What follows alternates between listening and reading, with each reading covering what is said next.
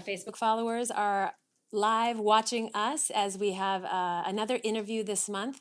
Our topic for this afternoon is do's and don'ts of visas, always a popular topic. I'm Molly Koshina, the press attaché here at the U.S. Embassy in the Philippines, and my special guest today is Dan. He works in the consular section and will be answering your questions. Dan, thank you so much for joining us. My pleasure. It's a wonderful opportunity for our Facebook followers who have submitted questions over the last week to get some answers. Sometimes people feel that the visa interview is too short to really have the background information. So this is an opportunity for their pressing questions to be answered and to help our followers really understand the process a little bit more. Sure. So we do appreciate your willingness to be here. Absolutely. First of all, how long have you been in the Philippines? About a year and a half, I suppose. Okay. And our followers will probably likely want to know, what's your favorite food? What's your favorite place to go? What do you like most about the Philippines? Let's see. Well, my favorite food has to be adobo, Yeah. because that's just what you have to do here. And then I've been to Tagaytay quite a few times to see Taal, because I think that volcano is absolutely amazing. Sounds So, fantastic. Yeah, and I think my favorite thing is probably the people. Yeah, we hear that a lot too, but it's true. I would agree with you on Yeah. that, for sure. So we have received a ton of questions from our Facebook followers.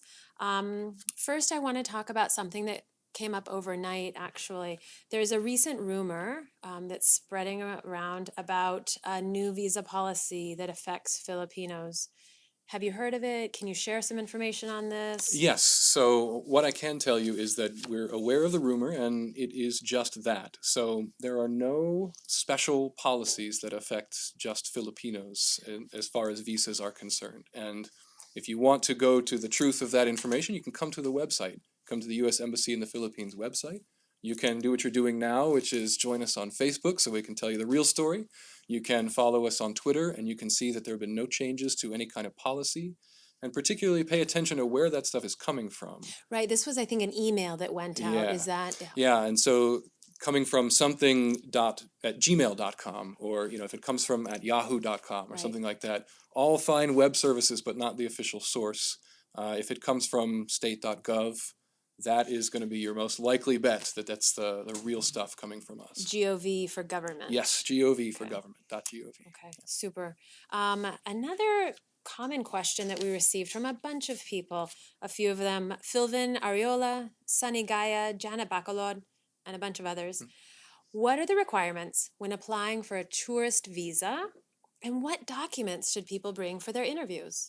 Sure, it's a really, really common question, and we answer this a lot, and the reason why it keeps getting asked is because the answer that we have to provide is it really depends on the situation of each applicant. So, we interview hundreds of people every day, and each person is different. So the applicant that's in front of me is going to have a different situation from the next person. I may want to see bank documents from one applicant that I may not want to see from another one because it may not have anything to do with the travel that they want to go on, or I may be satisfied in some other way that that they qualify for the visa. And that's fine. So what I would say is bring the documents that you think will support the story that you're telling us. It will support the purpose of the travel that you intend to go on. So if somebody is paying for your travel that isn't you, we may ask to see those documents to make sure that that's really the case and that it's fine and that that is the basis of your qualification and that's okay. On the other hand, we may not ask for documents at all. We have a limited amount of time with all of our applicants, so we try as best as we can to get that information from the applicant in as short a time as possible, but still fill out the whole story. So we understand the frustration if people spend a lot of time gathering documents and then the consular officer just doesn't ask for them. We get it, but if we're able to establish it in other ways, then that's how we do it. And I always try to thank the applicant for bringing all the documents. I know how much time it takes. I know that it's a big deal. It can be a confusing and overwhelming process. And we do appreciate the time that everybody takes to be prepared for the interview. It really, really helps us get through all the people that are waiting in line for their visa appointments. Yeah. So each interview is as unique as the applicant. Of course, yeah. But also, it sounds like you do a little bit of work before the actual interview, which may be the reason there aren't a ton of questions asked. Do you have some information already? Well, we are always talking amongst ourselves. We're always looking at what the situation is like here. We have a lot of knowledge just from having done this for so many years here in the Philippines and all Sure. around the world. We have a lot of knowledge. We're always talking to each other. We're figuring out what's the situation, what is everybody seeing, True. and then we're trying to make sure that all of our adjudications are as fair Mm. and as impartial as possible, and that everyone is adjudicating to the same standard. The best way we can do that is to share all the information that we're Right. receiving amongst ourselves. So we're constantly doing that. Excellent. Super. So another area of popular questions is the difference between a US CIS based petition and a visa. So USCIS is the United States Citizenship and Immigration Services. Okay. Typically, you will see that department get involved with immigrant visas. So that's the Okay. petition base. However, they do get involved with working visas that are also non-immigrant visas. So whenever USCIS is involved, they are in charge of approving the petition before the applicant will come to the embassy for the visa interview. Okay. So it's a really important thing for people to keep in mind because it's kind of confusing. We understand that. Yeah. So does the petition come from the embassy, or is that something that happens in the United States? Happens in the United States. Okay. So if, on the non-immigrant side, if someone wants to work in the United States on, say, an H-1B visa, Mhm. there is an employer in the U.S. who will sponsor the petition for that applicant. Got it. So they will say to USCIS, we want this person to come Okay. work for our company. Mhm. Then USCIS will take a look and say yes, or they'll say no. If they say yes, the next step is for that person to come to the embassy for a visa interview. Got it. And we are evaluating whether or not that person is qualified to travel to the US. Got it. So the visa and the petition are they're linked, but they're two separate parts of that same process. Two different processes within the whole visa to go to the US. That's right. So the end result is the person works Right. in the US, but it's with two different departments. Yeah. Interesting. That is confusing. I would understand why people have questions. Okay, we're going to go on to a question from Chona Mejes. What are the requirements of a fiancé visa? So this is, we had a lot of questions about this because we handle a lot of fiancé visas and petitions Really? here. Oh, Interesting. absolutely. So we're very familiar with it. The best thing that Chona can do is go to the USCIS website, uscis.gov. And there's a Okay. link under family that walks everybody through the steps for any kind of family-based immigration petition. And fiancé is included in that. So that is the best place to go for the most up-to-date information. We will see the fiancé here in the Philippines after that petition has been approved. It's the same that I was talking about before with still the a H-1B petition, process, but okay. on the immigrant visa side. So it's still petition-based. Citizenship and Immigration Services will evaluate the circumstances of that petition and then say whether it is okay to go or not, and then we will do the visa interview at that point. So to start off in the fiancé petition process, the best place to go is uscis.gov. Okay. Again, it's the .gov site. Again, it's so, the yeah. But that again starts in the United States. That's right. Okay. Sheena Melikan asks, I have a question regarding a student visa for an internship. If you have applied for and been accepted for an internship, you were told that you would be hired at the end of the internship. How would you go about changing your student visa to an H-1B? There's a lot in this question. There's a lot. And there are a lot of different ways that it can happen. The most common way is if you are going from, let's say, a J or an F visa or something like Which that. are the student or the internship or the Internship, trainee, mhm. or yes, Okay. the professional exchange visas. There needs to be a company in the U.S. again who will sponsor the H-1B for that person. So if the person's already in the U.S., then it's the domain of Citizenship and Immigration Services. Again, uscis.gov. Okay. So if the person is already in the United States, then that's a different thing that's dealt with by USCIS.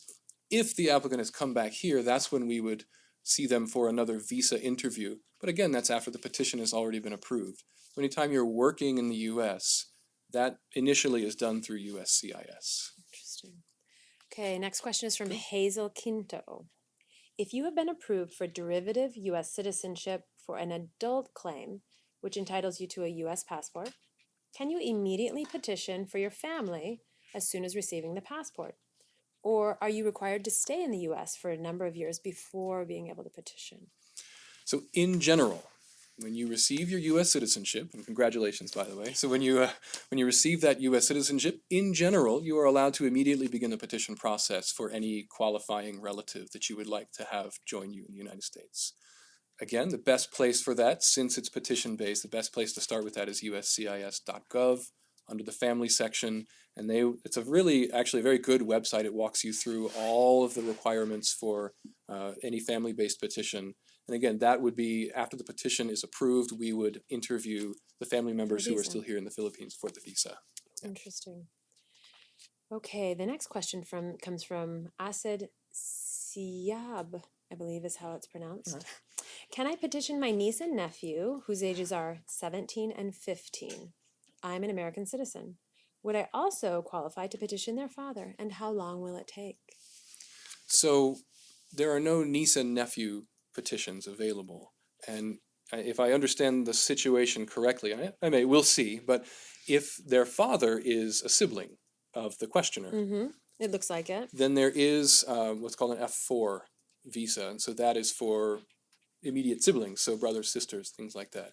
The wait times for those can be lengthy, particularly here in the Philippines, because there are a lot of them in the queue. There are but a lot of siblings. yeah, if the goal is to get the niece and the nephew to the United States, that may be one way to look into that. Again, it's USCIS to begin the petition process, but it seems from the details of that question that might be the best way to go about The it. sibling really is the only, if we're talking about a sibling, a niece, and a nephew, the sibling is the only category. Yeah, he wouldn't be able to directly petition for the niece and the nephew. Okay, super.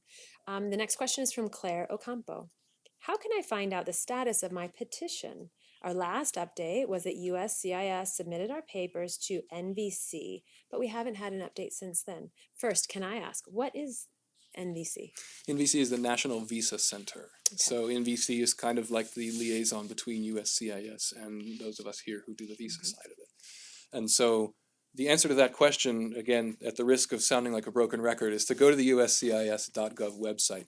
The receipt number that's listed on the correspondence that they've received from either the NVC or from USCIS, that is the number that links to their case online. So if they enter the receipt number, you should get the most up-to-date status for the case. Interesting. And it sounds like from the details that, based on what you've heard me say about the process, it hasn't reached us here at the embassy yet, because after it goes through several layers of that and then comes to us, we may not have received the information yet. But check with USCIS, enter the receipt number on the website to find out where the petition is in the process. And then there's a customer service number as well that they can call to talk to people who can answer their questions directly. But that's back in the US? Yes. Okay, super. So many people, this comes from Kevin Kamara. Many people have questions about the new form I-130 and I-129F. Most of the questions are related to whether the G325A is still required. The I-130 checklist does not mention it, but the I-129 still lists the G325A. I have no idea what any of these forms are. Kevin, you've done your research. Can you start with what I-130, I-129F? So those are all forms that are related. G325A. Yeah, exactly. They're all related to the petition process. And so those are all forms from, again, USCIS.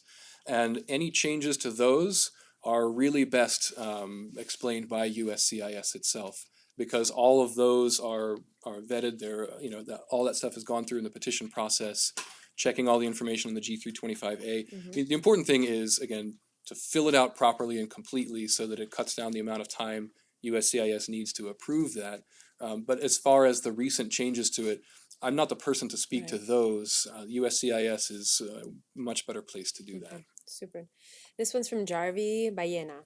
How do you get a visa to work in the U.S.? So, again, it depends on whether it's on the non-immigrant or the immigrant side, and both of those are possible ways of working in the U.S. But you would need to find some kind of petitionable situation. And by that I mean a company that is willing to sponsor you as an employee in the U.S. So whether it's on the immigrant or non-immigrant side, that's going to need to happen. You can't just go and work. And that leads to the sort of overall theme that we're talking about of using your visa responsibly, right? You can't just get a non-immigrant visa to go work in the U.S. And now it can be a little bit confusing because when you see B1, B2, which is our basic non-immigrant tourist visa, the B1 says business, the B2 says tourism, and we've combined them. But a B1 for business doesn't mean you can go and work in the US. It's for short-term business travel. If you're conducting meetings that are connected with your company here in the Philippines, something like that, that is the business travel side of B1. So people need to be careful about how they use those visas. Say, how can I get a visa to work in the US? There are specific visas that allow you to do that, but there are specific visas that do not allow you to do that. And the tourist visa is one of the ones that does not allow you to do that. Okay, so if Jarvi, for example, wanted to go for a job interview in the United States, right? Job interviews that's a perfectly fine way of using a business or tourism visa for a job interview. Because it's a meeting. Exactly. It's not work. Exactly. It's just the interview. If, however, that interview then leads to immediate employment afterwards, that's where we would consider that to be an improper use of the business visa. Because once someone begins to be paid in the US for doing work, that's where we're looking at the misuse of the visa. And that's where people need to be careful that they understand the line between business travel and working in the U.S. And this is law, right? Yes, absolutely. It's legal. Yeah, that's right. That's right. It's not because Right. we don't like you or we don't want you to go do that. It's Right. because we are upholding the U.S. visa law and the regulations. Sure. And those laws and regulations govern everything that we do here at the embassy, and all the visas that we issue or that we refuse are issued or refused in accordance with the visa law. And the companies should know that as well. Of course, yeah. Okay, I think that we only have time for one more question. My family already has a B1, B2 visa, the one we were just talking about, the business and tourism, right? And I'm planning to apply for a visa for our new baby. Is it possible for my sister-in-law to come with us to the US? Because I have two small children. She would be looking after them during the holidays. Yes, it's possible. So we have something that's called a B1 domestic visa. So, and we're very aware of the situation here. It's a very common thing to have either family members or personal employees taking care of family members here. And we are very well versed in all of that. There's a whole process set up for it. So in this case, it's unclear to me whether it is an employment relationship within the family or not. And sometimes those lines can be blurred. But for the visa purposes, we need to make sure if there's compensation, if that person is regularly paid as a domestic worker here, that's a different side of the B1 visa than just normal tourist travel. Interesting. So it's possible. Yes, it's possible, absolutely. And if there is a formal employment relationship, it's still possible to go on the B1 domestic visa, but there's some extra vetting that's required and time ahead of the visa interview that we require to make sure that the contract is in accordance with U.S. law, because whenever you're bringing a personal employee to the U.S., you need to abide by U.S. labor guidelines. Oh, interesting. So perhaps a contract that they use here in the Philippines wouldn't meet the standards That's right. in the United States just because of the difference in labor laws. That's right. But luckily, we have this whole process laid out on the website. Oh, really? So we have a whole part of the U.S. Embassy in the Philippines website that is devoted to B1 domestic visas, and this is what it's called. So it lays out step by step everything that people need to know and prepare and send in ahead of time so that we can take a look and be ready to interview for that situation. Well, that's fantastic. So we're well prepared for it. I was going to say, you are seeing it. Yes, oh yeah. Well, super. Thank you so much for your time. My I pleasure. really think that your answers were really wonderful. I think our followers really appreciate it.